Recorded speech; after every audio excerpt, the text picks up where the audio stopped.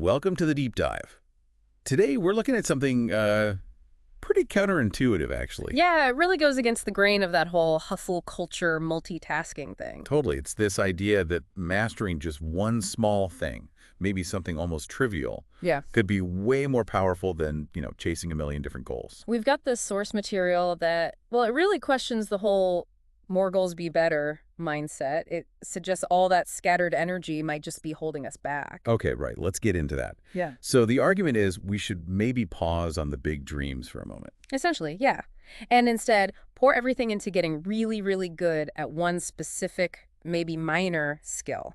So our mission then for this deep dive is to figure out why. Why could this kind of intense focus on something small unlock bigger growth and maybe even new opportunities? Well, the core issue with having, say, 10 goals is pretty straightforward, according to the source. Without real execution, they just become, well, sources of stress. Right, you feel pulled in all directions. Exactly. The pressure's there, but your effort is spread so thin you don't really make deep progress anywhere. It's frustrating. Makes sense. We're just too diluted, so the alternative is pick one thing, like one small thing. One small thing, could be anything, really, and commit to it. Practice it daily. But this isn't about showing off that skill, is it? It's not for, external points. No, not at all. The source really hammers this home. The main benefit is internal.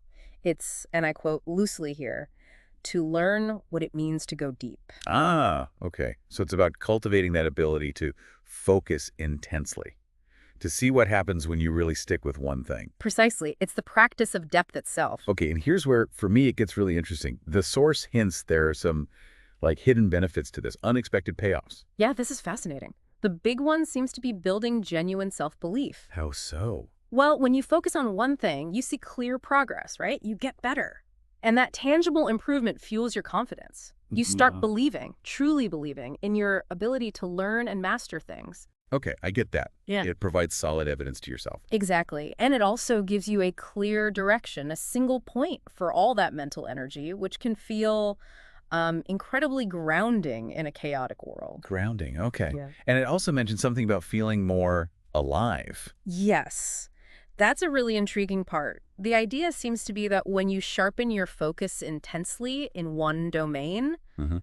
your overall perception gets sharper too, like across the board. You start noticing details, making connections you wouldn't have otherwise. So mastering, I don't know, calligraphy could somehow lead to a breakthrough in your business thinking. Potentially, yeah. Or it could open doors to new relationships or opportunities just because you're more tuned, more aware. It's like this ripple effect from that focused practice. Wow. So it's definitely not just about becoming the best shoelaced here in the world then. Definitely not. While you're mastering that shoelace, you're also building discipline, patience, attention to detail.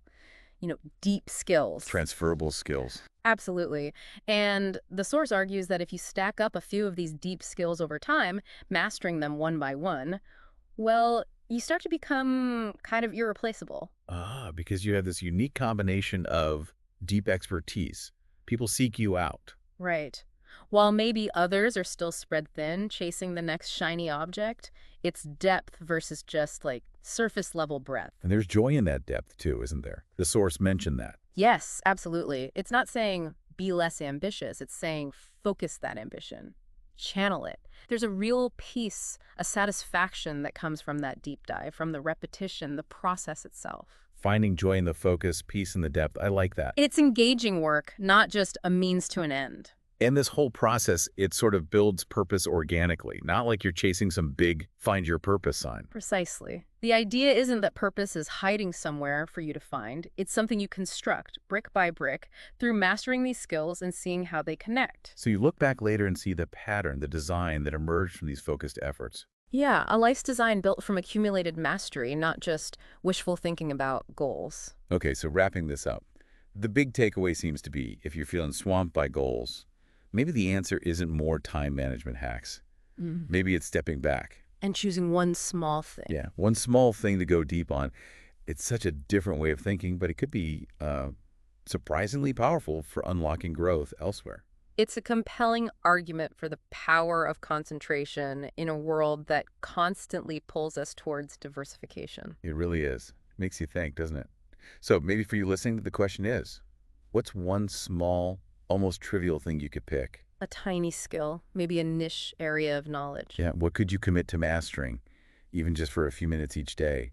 And, how might that seemingly small focus, how might it unexpectedly change what comes next for you? Something to ponder. Definitely. That's our deep dive for today.